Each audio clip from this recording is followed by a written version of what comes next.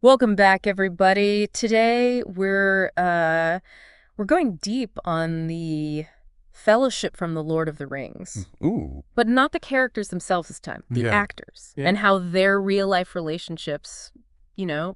made the magic happen on screen. It's easy to think that a cast like that just clicked right away, Yeah, totally. but actually it takes time to build that kind of closeness. Right. Shared experiences and sometimes, a little movie magic from the director. Oh, for sure. And Peter Jackson, the director, he knew that. Yeah? He started filming with just the 4 Hobbits first. Wow. Elijah Wood, Sean Astin, Okay. Billy Boyd, and Dominic Monaghan, Mm-hmm. just to let them bond Fine. before the rest of the cast came in. Yeah, like building a house, you got to have that foundation first. Exactly. And get this, Billy Boyd and Orlando Bloom. Okay. They met for the first time at the airport Oh, wow. on Bloom's birthday. What a way to start working together, right? I know, right? It really shows you what a unique experience filming The Lord of the Rings was. Totally. It wasn't just a job for them. It was a Right. whole adventure. Yeah. They're all thrown together in New Zealand, far from home. Mm-hmm. This huge story to bring to life. Makes sense. They got so close. Yeah, and they spent almost 2 months together before they even started filming the big scenes. Really? Yeah, exploring New Zealand, rehearsing, just hanging out. Like real hobbits. Exactly. That intensity, that shared experience, Yeah. it made a connection that went beyond just being colleagues. Wow. They became family, That's amazing. supporting each other through those long filming days. Yeah. And the pressure of this huge project. Speaking of pressure casting, Aragorn was a whole thing. Oh, tell me about it. Viggo Mortensen was a last-minute addition to the cast. Really? Yeah, can you imagine? Wow. The original actor was already filming, and then they decided he wasn't right. Oh, no. They needed someone who could really be Aragorn, you know? Right. Strong, world-weary, that sense of duty. Mm-hmm. It's a big risk bringing in Viggo. He hadn't even read The Lord of the Rings at that point. Seriously? Yeah, and get this, it was his son Henry, who's a huge LOTR fan, Oh. that convinced him to take the role. Talk about a proud dad moment, really. Bro. But, Vigo's dedication to the role went way beyond just taking the job. Oh, yeah. He went all in. Like, he carried his sword everywhere he went. Everywhere. Restaurants, in the car. Wow. He said he felt naked without it. It's like he was blurring the lines between being Viggo and being Aragorn. Exactly. It wasn't just staying in character. It was Yeah. about really inhabiting that role completely. Interesting. Do you think that ever caused any, Tension. Oh, yeah. Oh, yeah. Especially during the Yeah. fight scenes. Oh, really? Vigo didn't like all that carefully choreographed stuff. He wanted it raw and real, like a real fight. So what did he do? He would actually rehearse by hitting the stuntmen, What? with their consent, of course. Okay, good. You can see that intensity in the battles in the film. Oh, There's a weight and authenticity that's Yeah. pretty rare in those big movies. yeah, for sure. And he was so dedicated to the experience. Yeah. He covered his entire makeup mirror with photos from the set. Wow, a whole collage of memories. I know. He was so attached to it, he actually wanted to buy the whole bus just to keep the collage. He's that serious. Yeah. It's amazing how some actors get so connected to their characters and the whole experience. Yeah, it's like its own art form. Totally. Speaking of bringing a different kind of energy to the set, let's talk about John Rhys Davies. Gimli. Yeah, Gimli the dwarf. But his personality was the opposite of Gimli. Really? How so? It's interesting how actors can do that. Bring so much of themselves to a role, Yeah, even when the character is so different from who they really are. for sure. So what was John Rhys Davies like? Oh, he was the life of the party. Ah. Big laugh, loved good food. There's this story about him ordering enough food for 40 people 40 people. when he was dining with a group of 12. Oh my God. That's classic John. But beyond the humor, he had this really unique approach to acting, especially in the fight scenes. Oh yeah. He loved spontaneity Okay. over all that planned choreography. I see. He thought it made the action more authentic. So how would he do the fight scenes then? He would literally tell the stuntmen to just charge at him, Really? and he'd react in the moment, swinging his axe. Wow, that sounds dangerous. Oh yeah, with their consent, of course. Okay. But it worked. The fight scenes with Gimli are some of the best in the movie. They are so good. There's this unpredictable energy to them. Oh, for sure. You never know what's going to happen. Exactly. And that unpredictable energy wasn't just in the fights. Oh, what else did he do? He liked to take credit for things that weren't really his doing. Like what?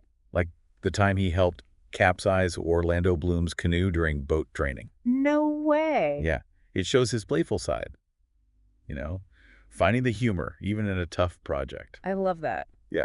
And that probably helped keep things light on set. Oh, definitely. Especially during those long days of filming. Makes sense. That lightheartedness probably felt pretty different from Ian McKellen's energy. Yeah, Gandalf. Yeah, he always seems so serious. Well, talk about immersing yourself in a role. Yeah. Ian McKellen based his whole performance on Tolkien himself. Wow. He even listened to recordings of the author to get his voice and mannerisms. That's dedication. He really wanted to honor Tolkien, didn't he? Absolutely. And, he had a very specific way of delivering his lines. No, yeah. What was that? He would say them differently in each take. On purpose. Yeah, to give Peter Jackson options in editing.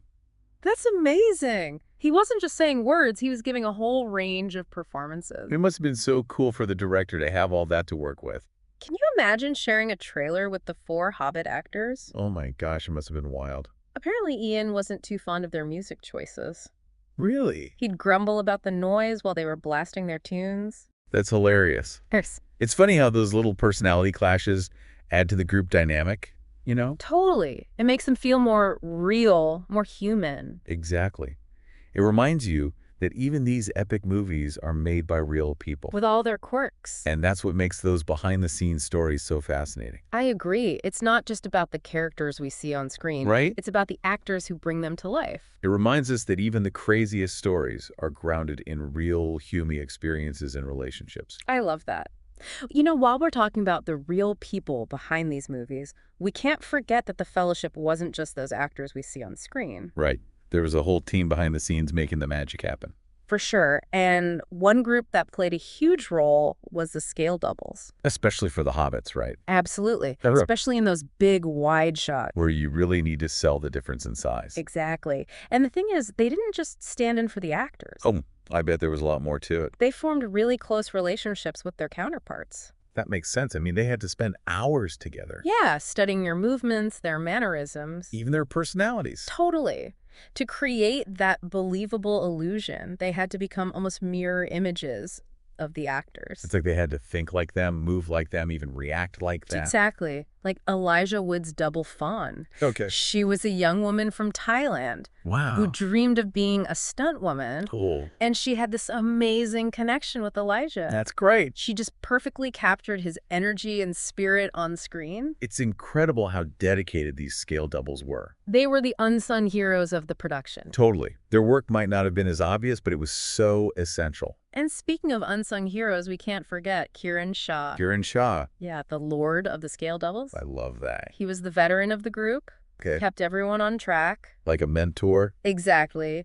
Shared his experience, his expertise. That must have created a real sense of camaraderie among the doubles. It really shows how filmmaking is this huge collaborative effort. So true. Every single person plays a role. From the stars to the crew behind the scenes. It's like a tapestry, Oh, I like that. with each thread contributing to the whole picture. And sometimes the smaller threads can have a surprisingly big impact. Exactly. Now we should talk about some of the other members of the Fellowship. Yeah, each one brought something unique to the set. Totally. Like Christopher Lee, who played Saruman. He was a lifelong LOTR fan, right? Yeah. He even met Tolkien once. No way. Yeah. Can you imagine the passion he brought to that role? I bet it was a dream come true for him. Totally. Playing a character he'd loved for so long. Then there's Liv Tyler, who played Arwen. She had a bit of a different experience. Yeah, her character didn't have as much screen time as the others. So she felt a little left out sometimes. Which is understandable. Yeah, being away from home for that long and not being as involved in the daily life of the set. Right. It must have been tough. It reminds us that even in a production as big and successful as LOTR, not everyone's experience is the same. That's a good point. Now, on a lighter note, Cate Blanchett, who played Galadriel. Oh, she brought this amazing energy to the set. Right. And she totally impressed everyone with how fluent she was in Elvish. That's incredible. It really adds to the authenticity. And John Rhys Davies was completely smitten with her. No surprise there. He called her an enchantress. I love that. It's so cool how those personal connections between actors can show up on screen. Speaking of connections, Hugo Weaving, who played Elrond, Yeah. he and Ian McKellen had a history together in the theater. It's fascinating how those shared experiences can shape our paths.